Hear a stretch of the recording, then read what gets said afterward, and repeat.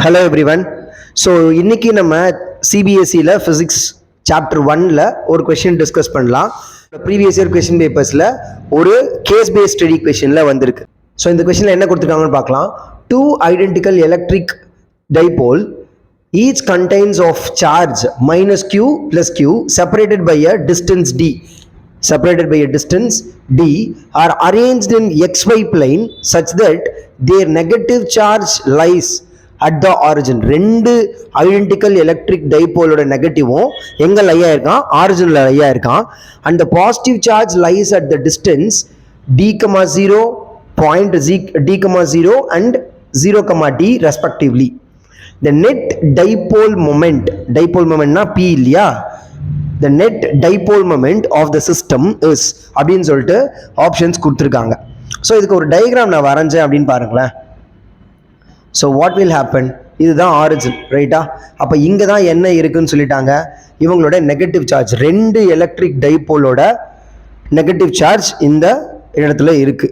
And ஒரு electric டைபோலோட positive charge எங்கே இருக்கான், இது எக்ஸ் ஆக்சிஸ், இது ஒய் ஆக்சிஸில். அப்போது இந்த இடத்துல இருக்காங்கன்னு எடுத்துக்கலாம்.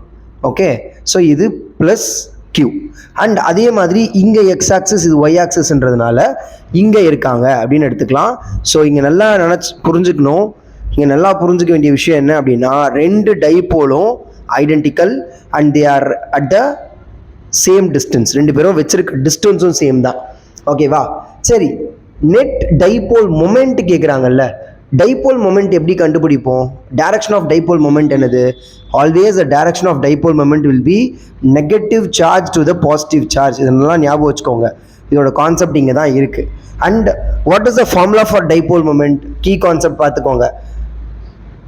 q2d, q2d அப்படின்னு சொல்லுவோம்.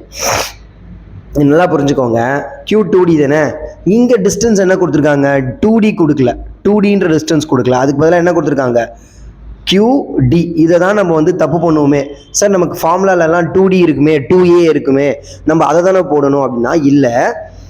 அங்கே 2dன்றது ஃபார்முலா, ஆனால் இங்கே டிஸ்டன்ஸ் என்ன கொடுத்துருக்காங்க, the dipole is at the distance of d தான் ரெண்டுமே.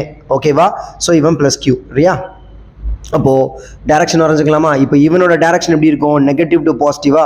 So this is at this direction. And இங்கே நெகட்டிவ் வந்து பாசிட்டிவ்னா மேலே போவானா, அப்போது p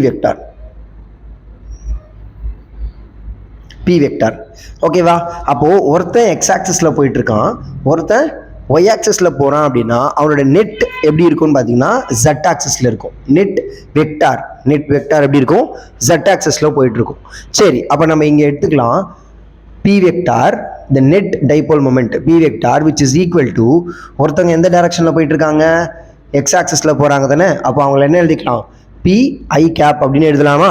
ப்ளஸ் இன்னொருத்தங்க எங்கே போகிறாங்க, ஒய் கேப், ஒய் ஆக்சிஸில் போகிறாங்க. ஸோ p j கேப் அப்படின்னு எழுதலாம். அண்ட் பியோட ஃபார்முலா நான் இங்கேயே சொல்லிட்டேன். What is the formula, q d i cap plus q d j cap இல்லையா. ரெண்டுத்துலேயும் காமனான இருக்க விஷயம் என்னது, so qd into I cap plus J cap. So இந்த வேல்யூ, இந்த ஆன்சர் யார் கூட நமக்கு மேட்ச் ஆகுதுன்னு பார்த்தீங்கன்னா ஆப்ஷன் பி. இது ரொம்ப சிம்பிளான கொஸ்டின் தான். ஆனால் நம்ம என்ன தப்பு பண்ணணும்னா, ஒன்று இந்த 2 அந்த இடத்துல தப்பு பண்ண சான்சஸ் இருக்குது.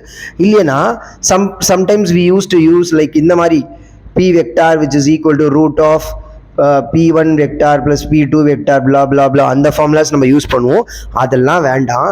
ஜஸ்ட் வெக்டார்ஸை நீங்கள் அழகாக ஹேண்டில் பண்ணாவே இந்த ஆன்சரை நீங்கள் உங்களால் என்ன பண்ண முடியும், சால்வ் பண்ண முடியும். தேங்க்யூ.